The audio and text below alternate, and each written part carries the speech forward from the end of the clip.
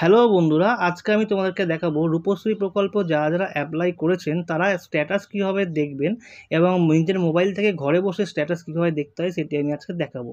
আর যারা যারা রূপশ্রী প্রকল্পের যারা অ্যাপ্লাই এখনও করেননি তারা কীভাবে অ্যাপ্লাই করতে হবে, ফর্মটি কীভাবে ফিল আপ করতে হবে সেটি আমি আগের ভিডিওতে দেখিয়েছি। আমরা এটা আই বলে আপনার দিয়ে দেবো এবং ডেসক্রিপশনে লিঙ্ক দিয়ে দেবো, আপনারা দেখে আসতে পারেন।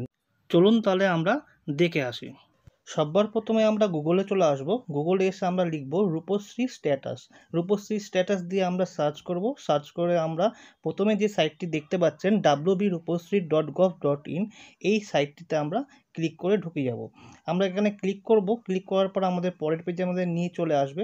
আমরা যেহেতু এটি মোবাইল দিয়ে করছি, আমরা এখানে উপরের দিকে উঠবেন, আমাদের তিনটে ডট ডট আছে, সেই তিনটে ডট ডটে গিয়ে আমরা এখানে ডেস্কটপ ভার্সানটি করে নেব এবং নিচের দিকে নামলে আমরা ডেস্কটপ ভার্সানটি পেয়ে যাব। ওটা ডেস্কটপ ভার্সানটি করে নেওয়ার পর আমাদের ইন্টারফেসটি এরকম আসবে। এখানে দেখতে পারবেন যে অ্যাপ্লিকেশন আইডি, অ্যাপ্লিকেন্ট ইয়ার এখানে লিখবেন, অর্থাৎ যেটা অর্থবর্ষ আপনাদের সেটা লিখবেন। এখানে যেহেতু 24 হয়ে গেছে, 24-25 দিতে হবে এখানে আপনাদের। আমি এটা একটা ডেমোগ্রাফি হিসেবে দেখাচ্ছি।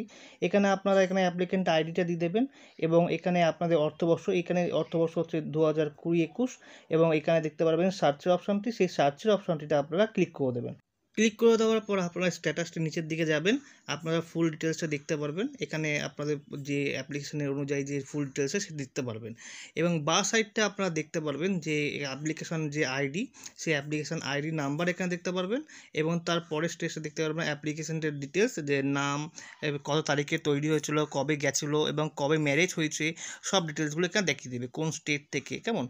এবং তার পরের স্ট্যাটাসটা দেখতে পারবেন যে ট্র্যাক অ্যাপ্লিকেশন। এবার এই স্ট্যাটাসটি এখানে দেখতে পারবেন স্ট্যাটাস অ্যাপ্লিকেশন কবে স্যাংশন হয়েছে এবং কবে তারিখে আপনাদের বাড়িতে ভিজিট করেছিল ফিজিক্যালি এবং কত তারিখে এটাই স্যাংশনটি অর্ডার পাস করেছে সেই নাম্বার, অর্ডার নাম্বার এবং এখানে আপনারা দেখতে পাবেন স্যাংশন ডেট। এখানে যদি ক্যান্সেল হয় এখানে ক্যান্সেলটি লিখে দেবে অ্যাপ্লিকেশন ডিটেলসে, এখানে কী কারণে ক্যান্সেল হচ্ছে সেটাও দেখিয়ে দেবে আপনাদেরকে। এবং এটা যেহেতু ক্যান্সেল হয়নি সেটা আমাদের এখানে স্যাংশন ডেট এবং অর্ডার ডেট দিয়ে দিয়েছে। এখানে আপনারা পেমেন্ট স্ট্যাটাসে দেখতে পারবেন এখানে কত তারিখে পেমেন্ট দিয়ে দিয়েছে এবং কত তারিখে পেমেন্টটা রিলিজ করছে এবং ইউটিএ বলে নাম্বার একটি জেনারেট হয়ে গেছে। এবং এখানে যেহেতু ক্যান্সেল হয়নি, ক্যান্সেল যদি হতো তাহলে এখানে দিকটি দিয়ে দিত কী কারণে এখানে টাকাটা যায়নি। এর পরের ক্ষেত্রে দেখবেন পেমেন্ট স্ট্যাটাস, এখানে পেমেন্ট স্ট্যাটাসে সাকসেসফুল দেখাচ্ছে।